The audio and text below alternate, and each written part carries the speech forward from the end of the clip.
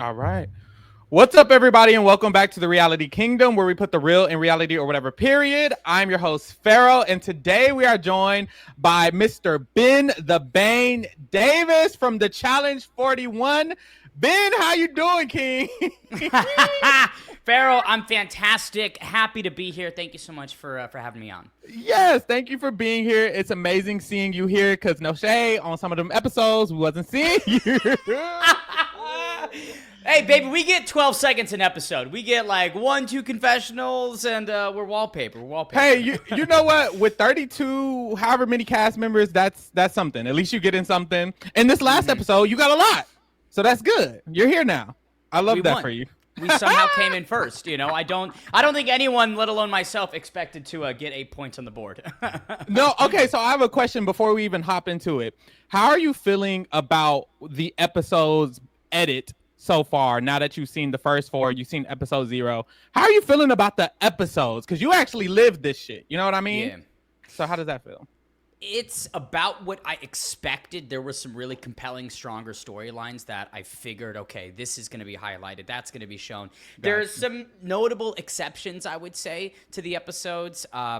That night, I think it's episode 2, where Will is losing his mind. His whole back and forth with Gabe didn't make it, and I felt like that was important because, you know, it added to how he got escalated that evening. Obviously, episode 4, the biggest exclusion is everything America did, you know, on the bus and back in the house, which has drawn so much conversation, right? So for it to not be showcased is maybe a bit questionable, but I try and operate always on the premise that there is a method to some certain madnesses, and there's got to be a reason behind the scenes. But yeah, it's about what I expected. I figured, you know, after the season concluded, I was like just reflecting and went, yeah, I don't know if I'm going to be in much. Okay, interesting. First half. Okay, we're gonna wrap around to some of that because I want to ask you a little bit more specific questions about some of that tea. I want to know all the tea, but we'll put a pause on it for now. I want to talk about who you are, who Ben the Bane Davis is, because I researched a little bit and I saw a few different things. I was like, okay, so what does this man do? Because I saw sports broadcaster. I saw that you also did sports yourself. I saw that you worked on fighting. I saw that you, I'm like, okay, so what is it? And then of course on episode 0, you talked about how you do broadcasting for sports. So I'm like, did you play and then you broadcasted? Did you broadcast first? Do you not even play at all? What's the tea? Who are you? It's tough. It's a good question. That's a big one. I think, define myself as sports broadcasting first. Play-by-play is my passion, my full-time focus. But there's been times where I've stepped into, you know, either the squared circle or the pit or wherever to compete because I am interested in trying to broadcast with those specific promotions. So I'll bring us back to 2023. You know, 3 weeks notice, they were like, hey, do you want to fight Anderson Silva's son? Anderson Silva, great mixed martial arts legend. His kid, pretty damn fucking good. And I was like, sure, because I wanted to get in with the zone. The bare knuckle boxing, like BKFC, I know a ton of those guys. And Oscar Willis, a great friend of mine, calls and says, hey, do you want to fight? And I was like, you know what? I've been thinking about trying to crack open the BKFC doors and meet those key decision makers. Why not take a fight? But I don't know. Who am I? Just a dumbass kid from Phoenix that did too much theater when he was growing up, and and now here we are. No, that's wonderful. Honestly, that's an interesting answer because I feel like a lot of people who do, because I do podcasting, right? So it's similar in a way, like I'm talking about a specific thing, and I feel like the best way to have a good understanding of it is to like study it. You know what I mean? So it's cool. It's cool that you explained that you did it and you actually worked in it and you talk about it and all of that. Now, is that what got you into the challenge? Because people call the challenge a sport. You know, they say it's the 11, whatever Fifth the fuck. sport or whatever. Yeah, Girl, yeah. Whatever the fuck it is, right? Is that what got you into the challenge? Did you know about the challenge? Did somebody call you? How did you get on the show? I'm wondering. Yeah, the casting story's been funny. I think there's been quite speculation about why the fuck is this dude on the season. Fair question. I've seen the feedback. I agree. It's a question I would have. It's just different. It's different because usually it's people from other stuff. But yeah, usually it's known people. No, so it's really not like a complex or super layered story. I had done a show in March of last year with a guy who has done some great work in reality TV in Hollywood, and we hit it off when we were doing this show. At a couple weeks after, we were on the phone debriefing, and the reality TV world came up, and I was just kind of asking him some questions about the industry. And at one point, he just was like, "Hey, so like, which one would you want to go on, hypothetically?" Yeah. And Pharaoh, this is where the lie and the fib comes in a little bit, because I am not the biggest of reality TV fans. Okay. Like growing up, I watched The Biggest Loser, and that was it. I thought that was like the only show. And as I got older, I did see season 24 of The Challenge, Rivals 2, loved it. But just it wasn't content that I absorbed. And so when I'm having this conversation, I was like, oh, well, I love The Challenge because that was the only one I could think of. And he was like, oh, no way. I've worked with the casting director and some people from the show. Let me just give him a call and see. And that was March. July, I get a message in my Instagram, and they were like, hey, would love to talk to you about an opportunity. If you've got time, quick call with a casting director. And that led to a month-long process of audition tapes and physical eval, psych eval. And then in like late December, they were like, hey, you're on the show. And I want you and everyone to know I was expecting every single week to be told we're going in a different direction for that exact same purpose. I'm like, I don't have a reality TV background. I don't have like a huge influencer-esque type following. Like that's not really me or my brand. So it just was a lot of luck, I think I would say. Well, that's still wonderful. Did you like research? Did you decide, well, if I might be on, I should do this, or maybe I should hit someone up? Or did you just say, well, fuck it? What was that? I was like, let me do a bunch of Tanagram puzzles for 4 months. No, I did. I watched season 39, watched season 40, and then I did start doing CrossFit with my girlfriend. Like I was, she's been doing CrossFit for 8 years. I haven't, and it sucks. Like showing up to work out with her it should be like a capital punishment because she's not a punishment. Oh, she's so she needs to be on the challenge, is what you're saying? Oh yeah, dude. She has always like this entire process. She's like, because she's super introverted, she's like a mouse. She's like, if you handle the social side of it, I'll do the challenges, and we'd be the perfect dream team. And I'm like, yeah, babe, you're not wrong. But that was the prep for it was tricky because the more that I watched and looked up about the show, I just recognized, man, you can't really fully truly prep in a sense. So there was an element of like, look, I'm just gonna jump in the waters and see if I can swim. Okay, that's fun. All right, let's talk about the show, because you're on the show. You are on the show. Let me quit playing with you. But no, seriously, the first 3 episodes is, as someone who is not necessarily familiar with you, you might not even notice. What was your perspective of the game for those first couple of weeks, or just coming in? Whatever feeling you had, I want to know, because we kind of don't see your perspective, which sucks. But it's like, I want to know how you were feeling when you were going in there. Like, were you intimidated? Oh my God. Yeah, I was paranoid. I was so paranoid. In fact, like, we obviously didn't know until the Justin and Rogan elimination that the partners were going to be switching on a consistent basis. And so the days leading up to that, I had assumed Nani and I were going to be attached for the foreseeable future. Exactly. And so I'm like in overdrive mode, because I think this season differs from others in that there was a lot of politicking and gamesmanship right off the rip. I think there were some people that were a bit overzealous with the moves they wanted to make. Like who? Well, you had somebody in mind. Well, it's not that I want to talk about Gabe immediately, but Gabe, Yeri, we all had this sense of trying to strategize as quickly as we could. Okay. And then there was this piece of the new threats that wanted to go for Theo right off the rip, right? And then that just kind of stirred the whole pot. And then I'm hearing my name immediately in week 1, and I was like, oh no, this sucks, right? And so there was just a lot of paranoia. I am kind of lucky they didn't show it, but I cried. Like at this point, cried? I cried like 9 times, dude. I was sobbing every day. I cried to Nani at one point. I was crying to Caro one night. It was, Who was the most comforting when you would get in those moments? Who like came to you and was like, are you okay? And I got your back, and we can teach you. Who did it the most, you feel? Like, who was really supportive? Or was it no one? Uh, Did nobody care to come make sure Right. you're okay, right?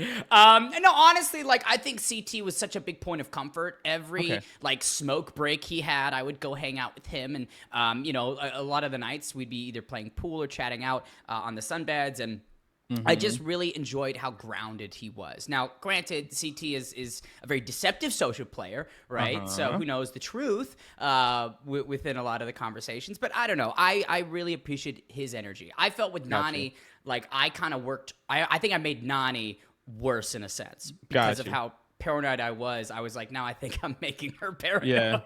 Yeah, because she was your partner at the time. So okay, so you mentioned, not to segue too much, but you mentioned, CT might be a little bit intentional with some of his socialness and stuff like that. Who else did you feel that from? Because you had to kind of have, at the beginning, you're gauging everybody. Was there anyone in particular, or any other people in particular, you were kind of like, you're fake as fuck. Like, I want to steer away from you. And were there people you were like, I want to work with you? What were you thinking on that terms? I definitely wanted to work with more of the new threats than the vets. I felt like the rookies, we should maybe try and stick together a little bit more. Yep. And it was frustrating that immediately within 48 hours of being in the house, there was such a stark divide. And you had, the people who were fucking more with the UK alliance. And then you had Jeremy, Sydney, Lekka, D, Will, that were, one half, and then everybody else was on the other side. I did, because I went up that mountain and went down the mountain right next to Kara. Yeah. And that was like a 3-hour period of just, got to gauge how she, operates as a teammate. And within the context of the game, I was like, okay, this could be somebody that could be valuable, right? To get closer with in the game. And I don't know. The biggest point is like I really was trying to figure so much out with such little time. Like never doing this before. I was absolutely in the deep end, and it was hard sometimes to even think about like game moves because I was like, dude, I'm just trying to survive right now. Exactly. Okay, I like that answer. That was a good answer. Let's get nasty. Who do you hate? Who do you hate? Pharaoh, you are just asking such subtle questions here. I think that as I've reflected the last couple months and, now filling in some puzzle pieces that I didn't have during the season, Sydney's two-faced approach is just a little...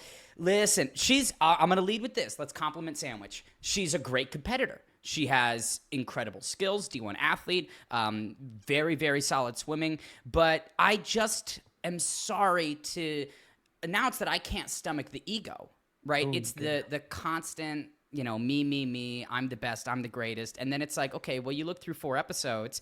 Girl, what have you done? Get her again. I'm sorry. We've got the same amount of confessionals after episode 4, and I've got a daily win. I don't think she does, right? So I don't know. It's this thing of her wanting to be like I'm the greatest, but if you talk it, you have to walk it. And maybe during the season she will, but up until this point, I'm like, girl, this all about you act is unfounded. So she's like that in person to other people, or is it like in the diary room she's like that, and then in person she's a little bit more fake, or more so? She's like a confessional warrior. She is a beast in the confessionals, and then in the house, very deceptive, two-faced.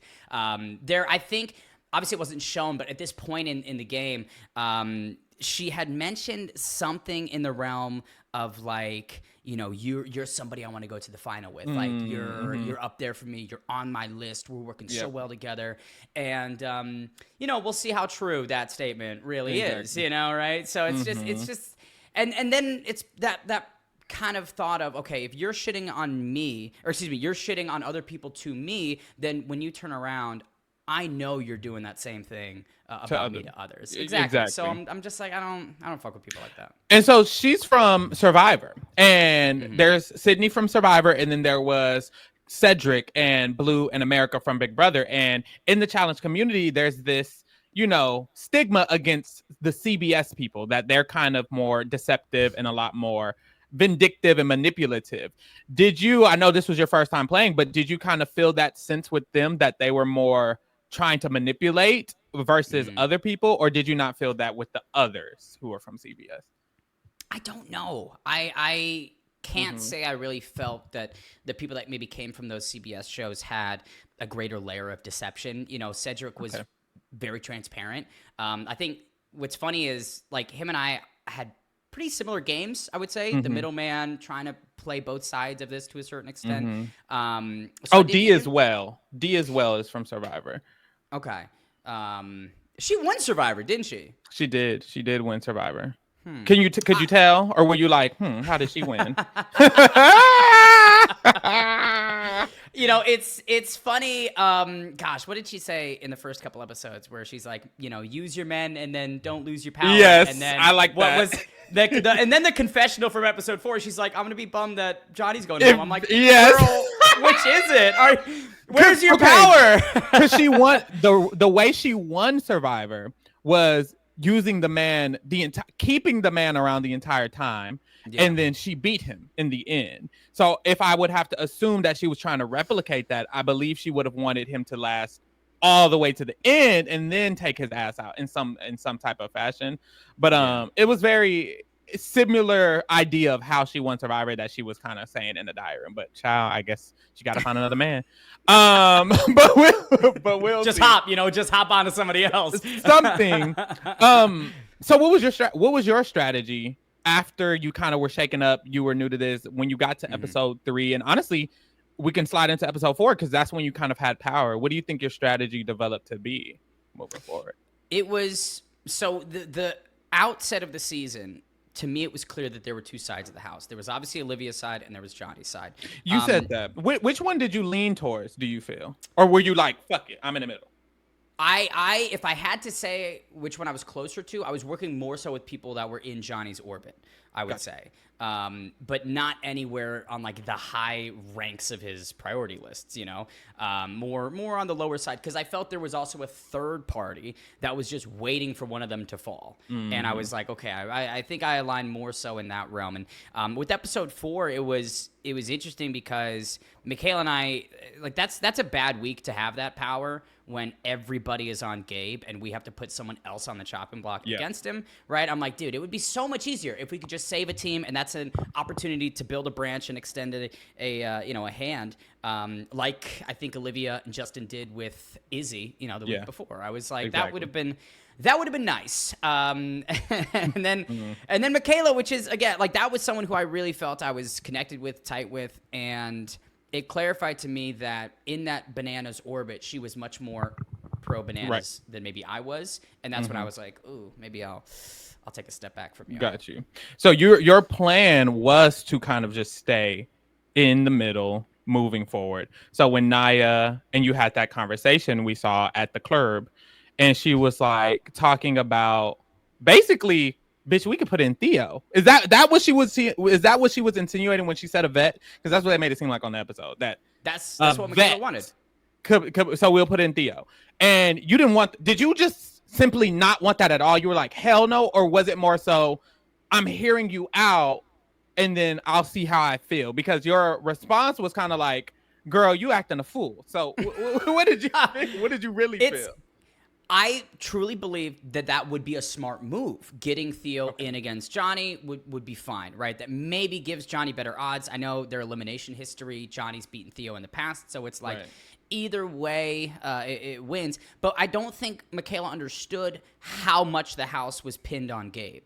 And that's where her and I disagreed, right? Yeah. Her belief in this ability to make a move versus me going, girl, no one's going to fucking vote for Theo, and then you've just exposed yourself, which in turn puts me at risk as well. And I was just like, I didn't articulate it that well in the bar. And part of the conversation, because Michaela and I were going back and forth for probably 15, 20 minutes. And a section of that convo that was not shown is at some point she just starts snapping at me and was like, well, who are you working for? Who are you working with? And like interrogating me, accusing me.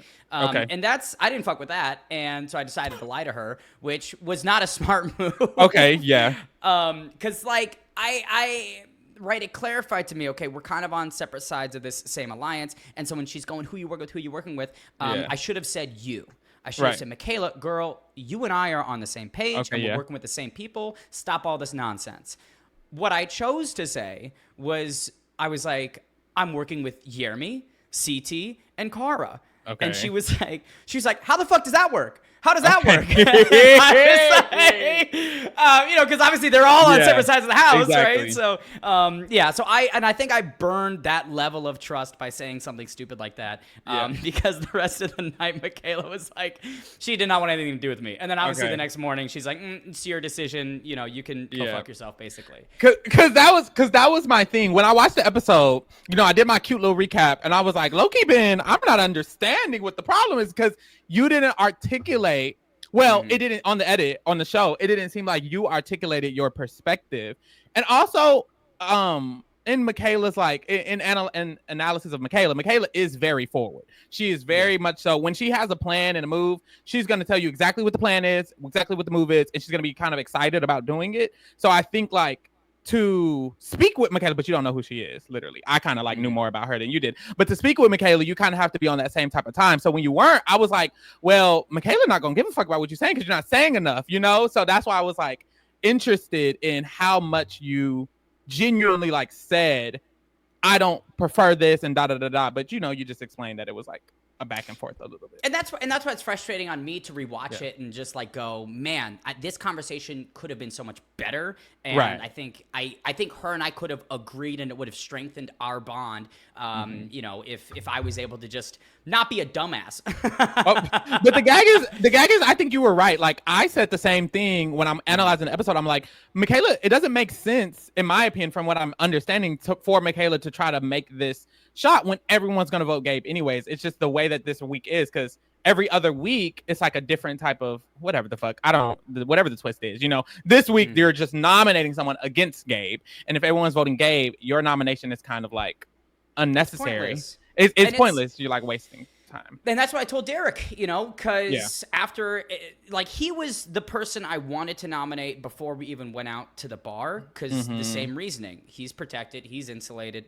This isn't going to be a thing where I put him up and then the house decides to be like, oh, fuck what Ben wants. We're going to vote that person actually anyways now. And I was like, I don't see that happening with Derek. And the problem is, they bring up in the episode, once your name is said, once it becomes easier to say it in the future. But I'm like, that's not really applicable here. We had to pick somebody, and it wasn't because there was this interest from the house to get them out, right? Exactly. If you're throwing in someone week after week after week, it's because you want them gone, right? Exactly. This is not the same context. And I think he understood that, but it's annoying to be like, hey, I'm throwing you up on the block. I don't want to fucking do that. Yeah. Okay, let's talk about the daily. We kind of went over it, but let's talk about it because, before we even got to the daily, we saw some people discuss that you were feeling down about your previous performances. Is that true? Because we didn't really get to see you say that. So I'm like, how did you really? Let me stop shading you. I'm not trying to be shady. It's okay. I get it.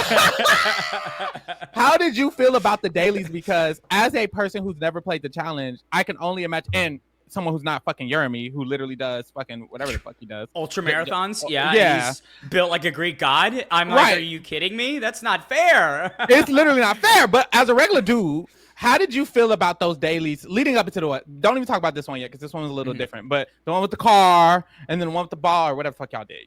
How did you feel? The first 3 daily challenges were frustrating for a couple different reasons. Okay. I felt like, all the partners that I'd had, Nani first, Naya second, and then Cara Maria for the third one, were good. I worked well with them. Okay. There was no bickering. There was no arguing. It was composed, objective-based teamwork. And, I just wanted to be able to deliver as much as I could on those days, right? For both, myself and them, to prove that, look, the average guy in the Olympics can actually have some value. And to consistently not get the results that I want hurt.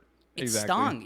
I was so passionate about proving myself in those moments to really fail and just fall on my face.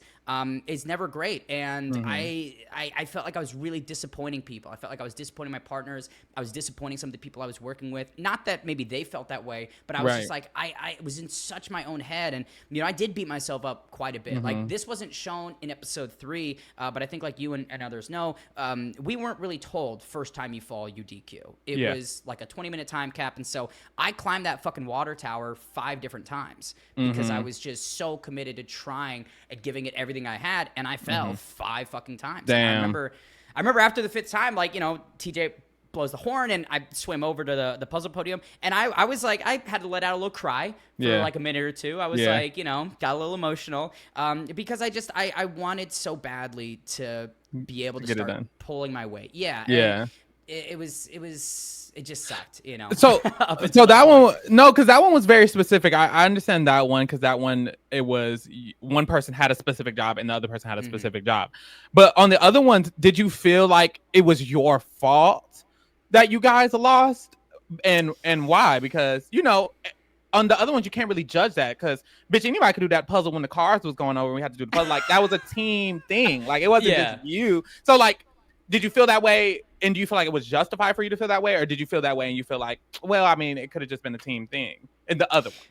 I think I was like, instead of maybe highlighting some of the obvious reasons why we didn't come in first or second, third, whatever, I think I was just placing it all on myself unfairly to me, which is that's who I am. Like, if it's a group effort and something goes wrong, I'll be like somehow that was my fault and I'm the one that fucked this up for everybody, whether that's justified or not. Yeah. Do you feel like you learned that by the time you're off the season or by the time you finish your journey? Do you feel like you've kind of adjusted your thinking? Or, like, for example, if we see you all the way at the end of the game or the last time you're on our screen, do you feel like that daily that you had on that day, you were feeling the same way you were feeling on the first daily you ever did? Or do you feel like there was a change in your emotions towards yourself, I think there was a change. I think I grew more confident. Obviously, I was trying to learn on the job as much as I could. And then especially with what happened in episode 4, like, that really fuels me so much, moving forward, where I was like, look, this is what I was searching for to prove to me and other people here. Like, I can come in first. I can be a valuable asset. And, that did help, I'd say, immensely with where my mind was at following that Sudoku challenge. So on the Sudoku, on that challenge, you and Michaela, did y'all work on it together? Oh, wait, didn't she say, like, she was working on it, you were a lot of great help or something like that? Like, did you know Sudoku? I'm not trying to be shady. God, Pharaoh, you are killing me. Hey, we put the real in reality. Did you do the Sudoku or not? I want to hear. Were you Santa's little helper? Were you the little elf? And there's nothing wrong with that because you still won. But what did you know Sudoku? Or were you Leo acting a fool? I learned Sudoku 2 days prior to that. Okay, just like Leo. So well, a lot of us did. It was on the elliptical, I understand. And so we'd be like burning time in the house. And then Tay had like a Sudoku book, and we were all ripping pages out. Me and Yermi spent like a full afternoon. You were like, hey, this will erase some minutes and hours off the clock. But no, we get into the maze and we see it Sudoku, and I'm overjoyed. I was like, this is just what I've been doing the last 2 days. Great. But Michaela is such a like driver's seat type team member that I was like, okay, in order to be the best leader, I think I've got to be the best follower now. And whatever I can do to prioritize her success, more than content with. Because with something like Sudoku, if you're attacking it with more than one person, and you see this happen, you could fuck each other up. Too many cooks in the kitchen. And I was like, the last thing, because it's imperative that we do this as quickly as possible. The last thing I want to do is fuck up a box and then we have to start the whole thing over, right? So I threw all the tiles on the ground. She would ask for a 6, give her a 6, ask for an 8, give her an 8. And every time I popped up, I was just like, hey, I think this is a 3 right here, for these reasons. And, like she mentions, oh, he's actually not dumb. And we cruised to the end. We did call check, and they did say incorrect the first time. Because, get this, a fucking 3 was backwards. The orientation. Wow. I know! I was like, it's in the right spot. Just let us run. No, honestly. I flipped it around, and I was like, check, and they're like, all right, you're good. But yeah, it was, with her in that challenge, it just was like cookies and cream. You know what I mean? Flowed like clockwork. It was so compatible with how we were working with each other that I loved it. I mean, granted, things maybe fell apart a little bit afterwards, but I've got so much love for Michaela, and she's an absolute beast.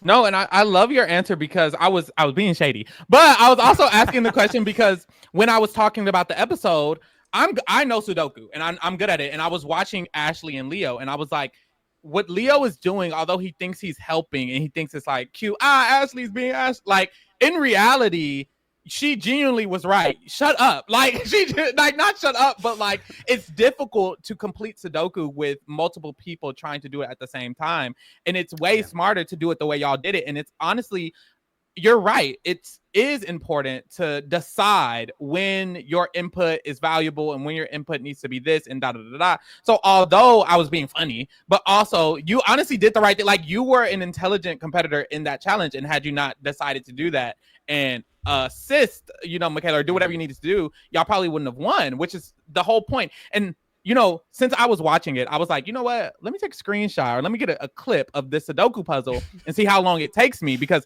I know I'm good at Sudoku. I'm like, if I'm on there, I might get this shit done quick. And honestly, no shade. They said it was a hard puzzle. I was like, well, I got this shit done in like 10 minutes. So I wanted to ask, how long did it take y'all until y'all finished that puzzle?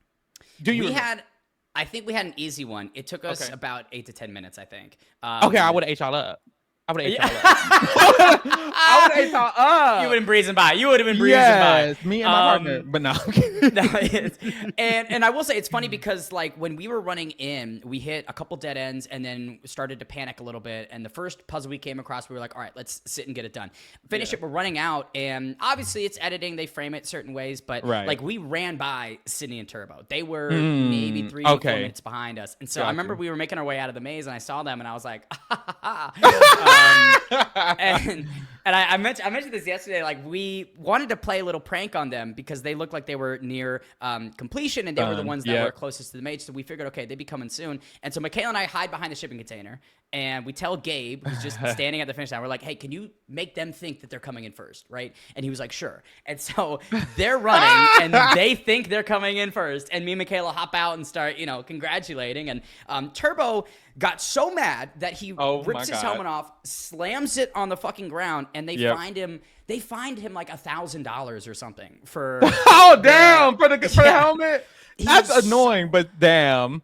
Turbo. I was like, girl, I didn't mean to piss you off.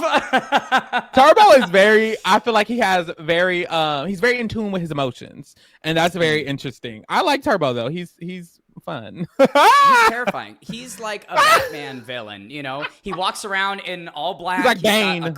Literally, yeah. No, I was like, I enjoyed all the conversations I had with him, and he has such a unique background. But man, I was like, I feel if he wanted to kill me, he could very easily. Okay, so let's get into some of this tea. You mentioned earlier, not even you mentioned, I saw a clip of an interview you did with somebody, child. I don't remember who. And you were spilling the tea on America. And you mentioned it earlier in this interview. And before you speak, America, that's my sister. I fuck with America down. But I want to know the real tea. And hey, what's the real tea? Did America get on that bus and fuck on every, because that's what they was making it seem. No, because the truth is they've been making it seem like since before the season with all the rumors, since during the season, some of the interviews, they making it seem like America went in there and took off all her clothes and spread her legs. Like they were over exaggerating the fuck down. So Ben, what actually happened? Because everyone's like, why didn't they put this in the episode? This was the biggest moment. Da da da da. First of all, was it given the biggest moment? And then second of all, what did she do? I'm wondering. So it certainly was a saga that had played out that night. She'd had 4 big glasses of white wine at the bar, I believe. And, she hadn't really drank, I don't think, that much up until that point in the season. Someone had told me, like, she, on Big Brother was more of a lightweight, and so any alcohol would hit her system harder. And I want to preface, every interaction I had with her was super positive. She was very sweet, incredibly kind. Like I had the funniest discussions with her about like stupid TikTok trends or like Colleen Hoover novels. Like her and I had a lot of fun things. that we chatted about. But that night she did get a bit drunk, and when she got on the bus, she kissed D, and I believe she kissed Tay as well. And she was asking, Leo, like, hey, do you want to kiss? Me and Jeremy were sitting right in front of her, and she sort of like leaned over at one point and was like, do you guys want to make out? And I mean, I was busy making out with Jeremy, so I was like, no, as you should. Taken, right? No, we were like, no, we're okay. And then we get back to the house, and like on her way in, I believe she grabbed Theo's hand or something, his arm in some capacity, and that really enraged Olivia because again, to check her. She just got impregnated at Derek Chavez's birthday party, like she's getting the territorial, right? Yep. And so they go and sit down, and Leo then goes and sits down with her, and I think at that point in time, they were able to just be like, girl. We had our fun, but a little too much now. What?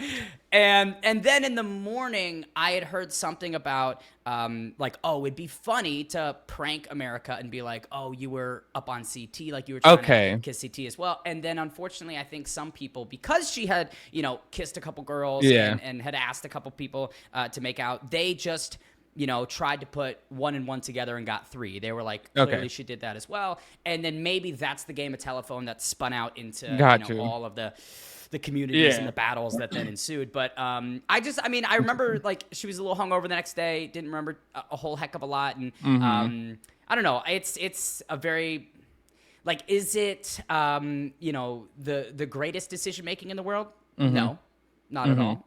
And I think we can all be like, yep, spade's a spade. But at the same time, it's like, does someone deserve this insane Target harassment campaign? No, I don't think so at all. Right. Do you feel like it was, I guess you never know anyone's like intent, but when you were watching it and experiencing it, did you feel like she trying to take everybody man, or did you feel like, or did you, I'm being honest, like, did you feel like, oh, she's trying to do the deed, not do, you know what I mean? Get the man, take the man to the end, whatever. Or did you get the impression of she's just drunk, or did you get the impression of she's just having fun? What was your impression of her intent, if you had one, in that? My takeaway from her behavior antics that evening was a little too drunk, and no ulterior motives. I think she just got a little lost in the sauce, having a good time, and that was that. I don't think that there was some cruel energy behind her actions, or I'm gonna take every take you guy. Because that's what they were making it seem. That's why I mentioned it. But no, she's had a little too much fun. And again, like, whether it's to me, if you're making out with anybody other than your partner, like, I label and feel that is cheating. Maybe some other people have their different definitions of it. Ultimately, whatever her and Corey think is what is good for them, and clearly they're fine. So that is what it is. Yeah, it's weird because it does have like it depends on the person's moral compass and the person in their relationship's agreement, because like sometimes I could consider certain things cheating, and then sometimes I could consider certain things not. It's weird because some people might feel like if it's a girl, then since she only made out with girls, it's a nuanced thing. But at the end of the day, like you said, it's between her and her man, honestly. But it's interesting to hear someone's perspective of who was on, and kind of get like a third party kind of perspective. You know what I mean? I think firsthand, direct eyewitness. I will say, like, from that night out, the most annoying thing for me was that I had forgotten my fucking wallet in the house. And so I had like one glass of wine that someone had bought for me, and I was like, I can't even properly celebrate this victory, and now all this drama is kicking off that I wish I could be more drunk for. I'm like, I'm too sober right now. I'm too sober.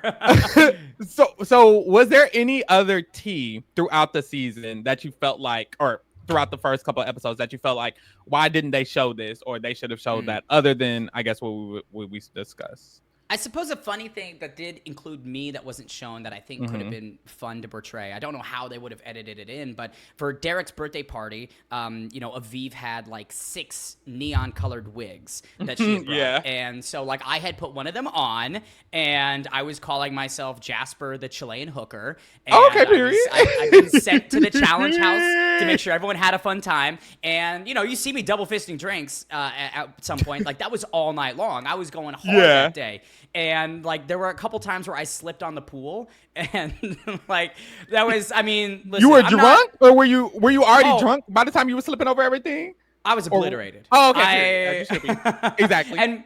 And what was funny about it is, like, that day was the first day that I had like a phone call back, right? And because you get them once every so often, and so like I'm hammered, shirtless, in a green wig, double fisting drinks, and one of the production assistants was like, "Hey, so your girlfriend's on the phone, and she's been waiting to talk to you." Oh my god! And I was like, "Can we do it tomorrow?" Yeah. Damn. Like, That's crazy. Yeah. How often are y'all drunk like that? Because not frequently. Like first. Not frequently. No, well, the first. Because it looked day, like frequently. Honestly, maybe some people found ways to get more alcohol. I don't know. But the first day they had a shit ton for us to drink in the house, and then they would give you like a beer or two before you went out, or at the night time periods if you wanted to drink. But I didn't really get the sense that this was as loaded up as some previous seasons have been. There wasn't like a consistent everyday, hey, here's 2 more 6 packs of beer or whatever. Okay, because as a viewer it kind of feels that way, but okay. All right, Ben, I want to ask you, in the future of the show, what can we expect from you within this season and then beyond this season potentially as well? Like I'm wondering. I think within this season, you can expect me to like really, continue upon the heat that I've gotten in episode 4, right? That okay. Confidence, we kick things up a notch, and who knows? Maybe gets a little, we get a little spicy. Who knows? But yeah, beyond, I don't know. I mean, I think that the fact that I was able to win, a daily challenge with Michaela, and hey, listen, out of 4 daily challenges, I've gotten points in 2 and won 1. Not terrible start so far. Would just love to, expand upon that, right? I think that there's a lot of past challengers that would be fun to play with, and some people that I think I would enjoy sending home. So, so who knows? I mean, like if they call, I'll be back. Okay, period. I love that. And was there anything else you wanted viewers, people who might see this, to know about you or your game or anything, honestly? I would say maybe a point of reflection that I've taken and seeing how it's been edited out. The middleman wallpaper strategy is not something that I think I will replicate in the future, right? I wanted to be a connective tissue between a couple of alliances, play all sides until it was like really clear you could subscribe to one and go further in the game. And that just, it resulted in such little compelling storyline early on, right? No airtime whatsoever. Yeah. So I'm like, not that you should like prioritize getting on screen over everything else, like protect your game, play smart. But I do think that there will be some renewed strategies and tactics that average Joe can bring into a future season. Okay, I love that. Thank you so much for being here once again. Well, where can people find you in the future? What's your social media? What's your broadcast? All of that. Where can people find you? At Ben the Bane Davis on all platforms. Twitter is where I'm most active. I am chronically online, unfortunately, so I'm always there. And then, my little, not a competitor podcast, but the DNR podcast with me and my boy Riley Osborne. There's a lot of challenge-related content and then just reality TV stuff we have cooking. So probably head there if you want some more of me in the challenge sense. Awesome. And I'll link those below in the description for anybody who wants to subscribe or follow or whatever. Ben, also make sure you subscribe and follow us. I'm going to be covering the challenge for the rest of this season. Unfortunately, I'm not even that big of a fan of the challenge. No shame. Like the challenge. Pharaoh, you might be the shadiest motherfucker of all time. After this whole interview, just got him for an interview, and I was like, low key, but we'll be back all season to talk the challenge. I'm doing my updates. I've updated the first 4 episodes and episode 0, so get into that, subscribe, whatever. We also do other shit like Big Brother, Amazing Race, Survivor, whatever you want to get into us. Subscribe, follow, share, all of that. And thank you guys for keeping it real with the kingdom. We're out.